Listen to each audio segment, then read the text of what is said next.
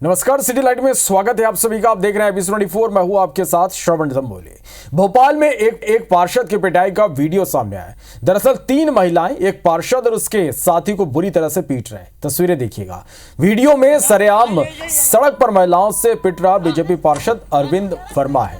घटना शाहपुरा के food street लेन की बताई जा रही है। पिटाई करने वाली महिलाओं की भी इस लेन में मोमोज की दुकान है। महिलाओं का ये आरोप कि पार्षद यहां अवैध वसूली करता है और पैसे नहीं देने पर गंदी नियत से दबाव बनाने की कोशिश करता है। इसी से परेशान महिलाओं ने पार्षद की सरेराह पिटाई कर दी। विवाद के बाद मामला चूना भट्टी थाने पहुंचा। हालांकि दोनों पक्ष यहां एक साथ पहुंचे थे, लेकिन पुलिस ने बीजेपी पार्षद की शिकायत पर महिलाओं पर ही मामला दर्ज कर लिया, जबकि पार्षद अरविंद वर्मा के खिलाफ पहले भी महिलाएं थाने में उसकी छोटी बहू ने ही छेड़छाड़ का मामला दर्ज करवाया। मामले में चूना भट्टी थाने की टीआई का कहना कि जांच की जा रही है। ऐसे ही बदतमीजी करता है, पूरे मोहल्ले वाले इसके खिलाफ है, सब लेडीज के खिलाफ है कि भाई ये कुछ काम नहीं करवाता और नेतागिरी की धमकी देता है, बस इशाराबाजी करता है। इस बहू को देखने आता है घर पे, अब इधर से निकलता है तो रोज इशारा करता है, उधर देख देख के मैडम जी दुकान पे नहीं बैठ पा रहे हैं इसलिए, और हर 3 दिन से घर पे चक्कर लगा रहे थे, बदतमीजी कर रहे हैं। और हम जब पहुँचे बात करने के लिए, मैंने बोला कि आपको क्या समस्या है बताइए पार्षद जी। तो उन्होंने मुझसे बदतमीजी की और मेरा हाथ पकड़ लिया। मेरे हाथ पे निशान है, चूड़ी टूटी है, तो हमने उनको साथ मारपीट की। मामला अभी दर्ज ही हुआ है, दूसरा पक्ष भी थाने में, पहला पक्ष भी थाने में। अभी चीज़ें देख ली है, गिरफ्तारी तो होगी, उसमें कौन सी बात है। तो इधर अब भाजपा पार्षद की पिटाई को लेकर सियासत शुरू हो गई है। नेता प्रतिपक्ष उमंग सिंगार ने महिला सुरक्षा को लेकर सवाल उठाया। सोशल मीडिया एक्स पर नेता प्रतिपक्ष ने लिखा, यही है असली बीजेपी जिससे लोग इतना ज्यादा परेशान हैं। जो बीजेपी नेता अपनी पार्टी के संस्कारों की दुहाई देते हैं, उनकी आंख खुली या नहीं। महिलाओं के साथ बढ़ती आपराधिक घटनाओं का यह संकेत है। दुखद है यह कि बीजेपी के नेता भी इसमें शामिल है। बीजेपी अध्यक्ष जरा अपने नेताओं का व्यवहार का पाठ उन्हें पड़ा है।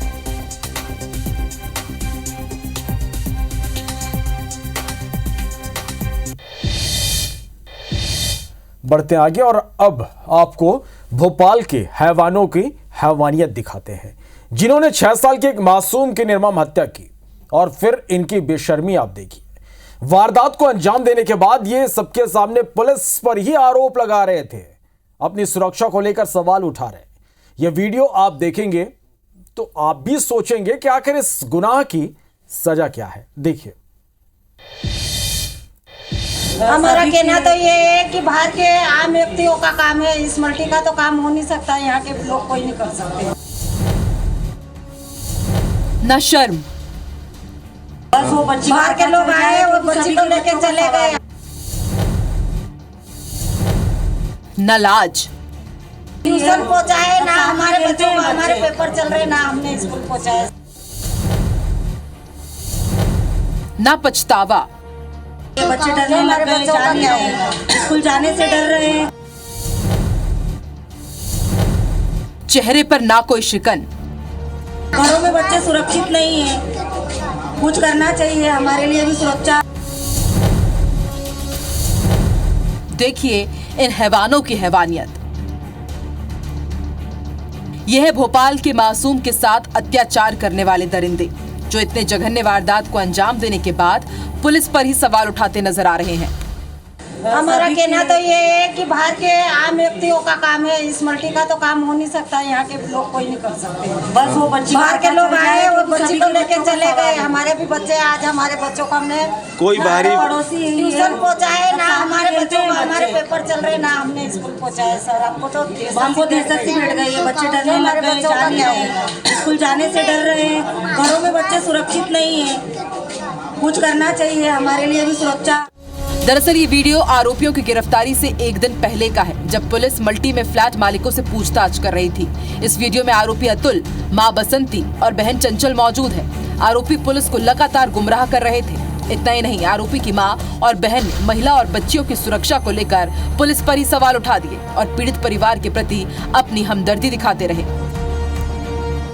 हमको दहशत सी बैठ गई है, बच्चे डरने लग गए, जाने आए, स्कूल जाने से डर रहे हैं। घरों में बच्चे सुरक्षित नहीं है, कुछ करना चाहिए हमारे लिए भी सुरक्षा।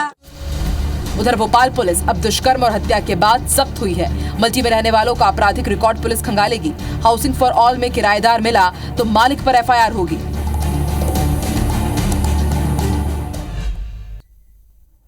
और रायपुर से बड़ी खबर, PRSU में आजाद हॉस्टल अधीक्षक के खिलाफ छात्रों ने शिकायत की है।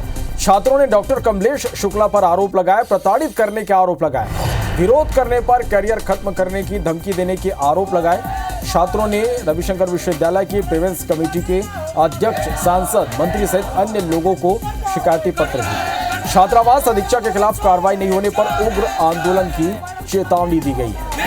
तहसीन जैदी हमारे संवाददाता फोन लाइन पर जुड़े हैं। तहसीन, क्या कर रहे हैं छात्र? देखिए, रविशंकर विश्वविद्यालय में आजाद हॉस्टल है, काफी पुराना हॉस्टल है ये, और यहाँ के जो अधीक्षक हैं उनके खिलाफ ये छात्रों ने शिकायत की है।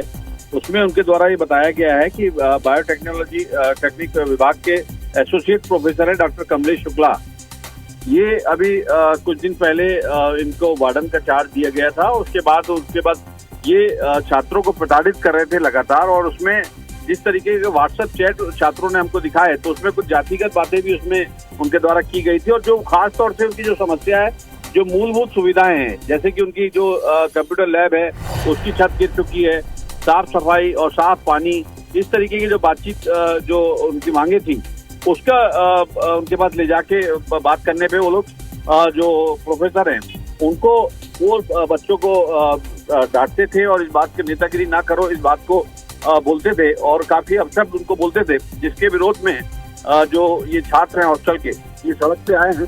और इतना ही नहीं, इसके बाद इनको अभी हालांकि हटा भी दिया गया है, और अभी एक दूसरे जो सर हैं उनको वहाँ का प्रभारी बनाया गया है। लेकिन ये जिस तरीके से उसके बाद भी लगातार ये जो छात्र हैं ये मांग कर रहे हैं कि इन पर कड़ी कार्रवाई की जाए, क्योंकि उनके द्वारा वहाँ का जो अटेंडेंस रजिस्टर था उसमें जो लड़के मूलभूत जो सुविधाओं की मांग कर रहे थे उनकी एब्सेंट लगा दी गई। उसके बाद जो है 4 से 6 पन्ने जो हैं वो गायब वहाँ से मिले। तो उन्होंने इसके एक पत्र लिखा है जिसमें गृह मंत्री समेत मुख्यमंत्री और जो कमेटी है यूनिवर्सिटी की, उसके बाद पुलिस ने भी उसमें शिकायत की और उन्होंने कहा है कि इसके खिलाफ कार्रवाई की मांग की है, नहीं होने पे उग्र प्रदर्शन करने की चेतावनी भी जारी की है। चलो, आप नजर बना के रखिएगा। बहुत शुक्रिया इस पूरी जानकारी के लिए। इधर भोपाल में यूट्यूबर का आपत्तिजनक वीडियो वायरल हो रहा। आपत्तिजनक तख्ती लेकर यूट्यूबर खड़ा है। MP नगर के मेट्रो ट्रैक के नीचे शूट ये वीडियो किया गया है। लड़कियों से लड़कियां पटाने के यूट्यूबर सुझाव मांग रहा है। अब इस यूट्यूबर की तलाश पुलिस कर रही है। ये देखो आप MP नगर के अंदर क्या लिख के रखा भाई साहब।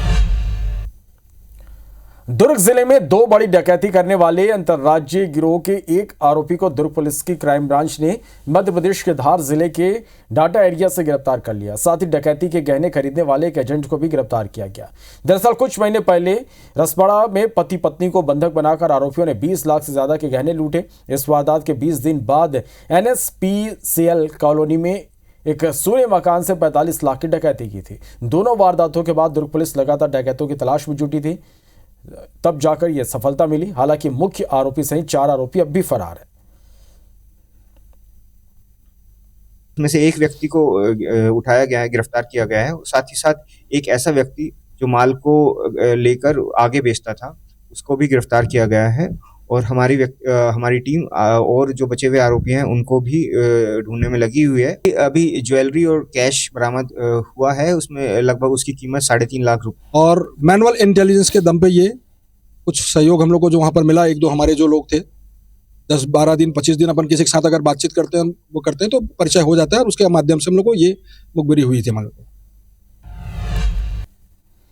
इंदौर की बेटी तमिलनाडु से लापता हो गई। दरअसल ओजस्विनी गुप्ता चित्री कन्वेंशनल इंस्टीट्यूट ऑफ टेक्नोलॉजी में मास्टर डिग्री कर रही थी, लेकिन बीते 15 दिनों से ओजस्विनी का कुछ पता नहीं चल पाया।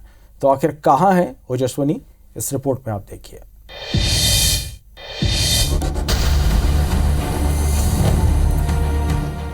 ओजस्विनी 15 सितंबर को कॉलेज कैंपस में साइकिल खड़ी कर कॉलेज से बाहर निकलती हुई नजर भी आ रही है, लेकिन उसके बाद वो वापस नहीं लौटी।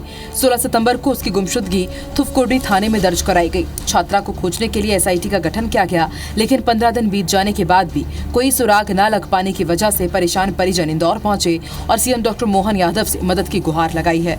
CM ने परिजनों की पूरी मदद का आश्वासन दिया है। ओजस्वी गुप्ता MCA फर्स्ट ईयर में तमिलनाडु गई थी, निमसेट की एग्ज़ाम दी, 72 रैंक है इसकी, ऑल इंडिया रैंक, अच्छी पढ़ रही थी, CR बनी। उसके बाद से इसको वहाँ पर बॉयज़ ने मेंटली हैरेसमेंट किया बहुत ज़्यादा, तो डिस्टर्ब हो गई, किसी को कुछ बताया नहीं, एक लेटर छोड़ा है। बता दें कि गायब होने के बाद छात्रा के रूम से एक 4 पन्नों का लेटर भी मिला है, जिसमें क्लास रिप्रेजेंटेटिव बनने के बाद से उसे प्रताड़ित किए जाने का जिक्र है। ओजस्विनी की पढ़ाई को देखते हुए उसे क्लास रिप्रेजेंटेटिव बनाया गया था। तिरुपति बालाजी के प्रसाद में चर्बी मिलाए जाने के खुलासे के बाद हर मंदिर के प्रसाद को लेकर खास सावधानी बरती जा रही है और अब उज्जैन के महाकाल मंदिर में श्रद्धालुओं की आस्था के साथ खिलवाड़ का मामला सामने आया है। बीजेपी नेता पर प्रसाद की दाल को झूठा करने का आरोप लगा है। क्या है मामला, देखिए इस रिपोर्ट में।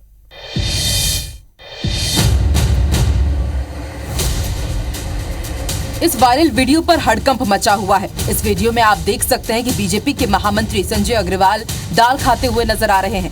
कांग्रेस का आरोप है कि इसी दाल को महाकाल मंदिर में लड्डू प्रसादी के लिए उपयोग किया जाता है और ऐसे में भाजपा श्रद्धालुओं की भावनाओं को आहत कर रही है। वीडियो वायरल होने के बाद संजय अग्रवाल ने आरोपों को खारिज किया और माफी भी मांगी है। दाल की क्वालिटी चेक करने की दृष्टि से मैंने दाल को मुंह में ली, लेकिन कोई झूठी दाल मैंने उसमें वापस डाली नहीं है। मैं कांग्रेस के नेताओं से करबद्ध निवेदन करता हूं कि वो मंदिर को राजनीति से दूर रखे। अगर उसके बाद भी कोई मेरे से गलती हुई है तो मैं क्षमा प्रार्थी हूं। जो है बाबा महाकाल का अनंत भक्त होने के नाते मैं क्षमा मांगता हूं। उधर कांग्रेस के आरोपों को लेकर बीजेपी प्रदेश अध्यक्ष VD शर्मा ने पलटवार करते हुए कहा कि कांग्रेस के लोगों को तो सिर्फ झूठ बोलना है। देखिए, ऐसा नहीं होता है। ये किसी की हिम्मत है महाकाल के प्रसाद को कोई झूठा कर देगा? किसी की हिम्मत है कि मुझे बताइए। अब ये कांग्रेस के लोगों को तो केवल झूठ बोलना है। पूरे देश में इन दिनों मंदिर प्रसादी को लेकर सियासी सरगर्मियां तेज हैं। इसी बीच उज्जैन के इस नए वीडियो ने बवाल मचा दिया है। कांग्रेस को भी भाजपा को घेरने का एक मौका मिल गया है। में प्रोफेसर से मारपीट मामले में अब राजनीतिक बयानबाजी का दौर शुरू हो गया। दुर्ग सांसद विजय बघेल ने पूर्व सीएम भूपेश बघेल के बेटा बेटी से पूछताछ होने पर निशाना साधा। उन्होंने कहा कि प्रोफेसर मारपीट मामले में पुलिस को चैतन्य बघेल और उनकी बहन के खिलाफ कई अहम सुराग मिले हैं, जिसके आधार पर पुलिस पूछताछ कर रही है। पुलिस की कार्यशैली पर सवाल उठाने से पहले भूपेश बघेल अपने गिरबान में शामिल किए।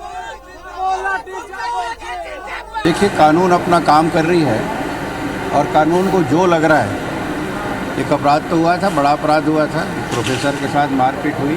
ये कानून की एक प्रक्रिया है। उस प्रक्रिया के तहत जो कार्यवाहियाँ हो रही है उसमें चाहे भूपेश बघेल का बेटा हो, बेटी हो, चाहे और किसी का हो, जो भी संलिप्त हैं उसके ऊपर कार्रवाई होगी। कोई परिवार के विरुद्ध में कोई कार्रवाई नहीं करती। खुद अपने गिरेबान में झांक के देखे भूपेश बघेल।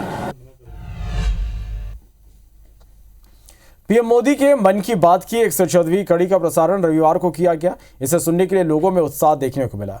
इसके 3 तस्वीरें आपको दिखा रहे। पहली तस्वीर रायपुर की, जहां मुख्यमंत्री विष्णुदेव साय ने अपने निवास में मन की बात सुनी। इस दौरान उन्होंने कहा कि इस कार्यक्रम के माध्यम से हम देश के अलग अलग हिस्सों में होने वाले नवाचारों और प्रयासों के बारे में जानकारी मिलती है। दूसरी तस्वीर राजनांदगांव से, जहां शहर के सिंधु भवन में मन की बात सदस्यता के साथ कार्यक्रम का आयोजन किया गया, जिसमें विधानसभा अध्यक्ष डॉक्टर रमन सिंह भी उपस्थित रहे। तीसरी तस्वीर गरियाबंद की, जहां छूरा के मानस भवन में बीजेपी प्रदेश अध्यक्ष किरण देव सिंह ने मन की बात सुनी।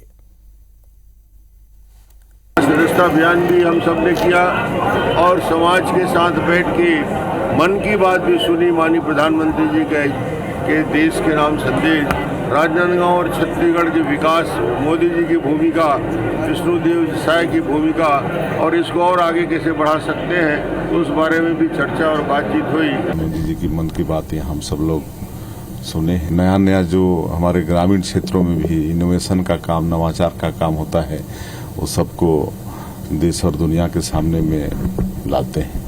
वोकल फॉर लोकल का किस प्रकार से सकारात्मक असर हो रहा है और विरासत भी, विकास भी, ऐसे विषयों को आज हम सबके बीच में प्रधानमंत्री माननीय नरेंद्र मोदी जी ने रखा है, प्रेरणादायी और ज्ञानवर्धक रहा। 5 साल अगर ये अन्याय नहीं किए होते जनता के साथ, छत्तीसगढ़ के साथ, क्या नहीं किया गया इनके द्वारा। पहले अपने तरफ देखना चाहिए। न्याय यात्रा ये पहली बार नहीं निकाल रहे हैं ये, और जहां जहां ये अन्याय करते हैं वहां न्याय यात्रा के नाम से एक यात्रा निकाल देते हैं और उसका परिणाम जनता तुरंत दे देती है। बीजेपी के सदस्यता अभियान में सांसद और विधायकों के परफॉर्मेंस से राष्ट्रीय अध्यक्ष जेपी नड्डा नाखुश है। दरअसल पार्टी हाईकमान ने पंडित दीनदयाल उपाध्याय की जयंती पर 24 लाख सदस्य बनाने का लक्ष्य दिया, लेकिन उस दिन केवल 5 लाख सदस्य ही बन पाए। इस अवसर पर राष्ट्रीय अध्यक्ष जेपी नड्डा ने नाराजगी जताई। अभियान के 25 दिन में केवल 25 लाख सदस्य बनने पर राष्ट्रीय अध्यक्ष ने चिंता जाहिर की। इसके बाद उन्होंने प्रदेश में 50 लाख की जगह 60 लाख सदस्य बनाने का लक्ष्य निर्धारित कर दिया। इस पर डिप्टी सीएम अरुण साव ने कहा कि बीजेपी कार्यकर्ता गांव-गांव जा रहे, 60 लाख सदस्य बनाने का लक्ष्य पूरा होगा। इस पर तंज कसते हुए कांग्रेस के वरिष्ठ नेता प्रमोद दुबे ने कहा कि भाजपा के सदस्यता अभियान की गति को देखते हुए राष्ट्रीय अध्यक्ष ने नाराजगी जाहिर की। भाजपा की जो स्थिति है उसको देखकर ऐसा नहीं लगता कि वह 60 लाख सदस्य बना पाएंगे। हमारे पार्टी के कार्यकर्ता सब लोग लगातार गांवों में जा रहे हैं और सदस्यता अभियान तेज गति से हो रहा है। जो लक्ष्य निर्धारित किया है पार्टी के राष्ट्रीय अध्यक्ष माननीय जगत प्रकाश नड्डा जी ने, 60 लाख सदस्य बनाए जाने हैं छत्तीसगढ़ में, वो लक्ष्य निश्चित रूप से पूरा होगा। सत्ता और सरकार का जो नशा है ना, वो खूब सिर चढ़कर बोल रहा है भाजपा के नेताओं में। इनको सदस्यता अभियान में पहले भी सदस्यता अभियान जो चलाए थे उसमें कह दिए कि 50 लाख बने हैं, तो 50 लाख के हिसाब से तो इनको 2 करोड़ वोट मिल जाना था। तो भारतीय जनता पार्टी के जितने नेता हैं वो अपने ऊपर के नेताओं को बहुत गंभीरता से नहीं ले रहे हैं, ये स्पष्ट दिख रहा है। मुख्यमंत्री विष्णुदेव साय को आज छत्तीसगढ़ ओलंपिक संघ का निर्विरोध अध्यक्ष चुना गया। रायपुर के न्यू सर्किट हाउस में आयोजित संघ की विशेष आम सभा की बैठक में रिटर्निंग ऑफिसर अशोक कुमार अग्रवाल ने उनके निर्विरोध अध्यक्ष चुने जाने की घोषणा की। इसी तरह मंत्री केदार कश्यप, सांसद बृजमोहन अग्रवाल और विजय बघेल सहित कुल 10 लोग छत्तीसगढ़ ओलंपिक संघ के उपाध्यक्ष के रूप में निर्विरोध निर्वाचित हुए। वहीं विक्रम सिसोदिया को ओलंपिक संघ का महासचिव बनाया गया। इस दौरान सीएम साय ने कहा कि छत्तीसगढ़ में खेल को आगे ले जाने के लिए हम सभी पूरी टीम भावना के साथ काम करेंगे। मुझे निर्विरोध अध्यक्ष के रूप में निर्वाचित किया, इसके लिए मैं पूरे एसोसिएशन का बहुत बहुत आभारी हूँ। जो उपाध्यक्ष हैं, जो जनरल सेक्रेटरी हैं, कोषाध्यक्ष हैं और जॉइंट सेक्रेटरी वगैरह हैं, सारे निर्विरोध निर्वाचित हुए हैं। आज ओलंपिक संघ का निर्विरोध चयन हुआ है। माननीय मुख्यमंत्री जी अध्यक्ष बने हैं, 14 उपाध्यक्ष बने हैं, 10 सचिव बने हैं, 1 महासचिव बना है और 12 कार्य समिति सदस्य बने हैं। मैं सबको शुभकामनाएं और बधाई देता हूं। 2 एथलीट कमीशन की भी रिकमेंडेशन है, जो 2 अच्छे एथलीट्स अभी तक छत्तीसगढ़ में हुए हैं उनको भी कार्यकारिणी में जगह दी जाएगी। तो उसमें एक सभा अंजुम है, पद्मश्री राजेंद्र प्रसाद हैं जिन्होंने ओलंपियन हैं और पद्मश्री अर्जुन अवार्डी हैं 1992 के बार्सिलोना ओलंपिक। तो इसी के साथ फिलहाल इस बुलेटिन में इतना ही। नमस्कार।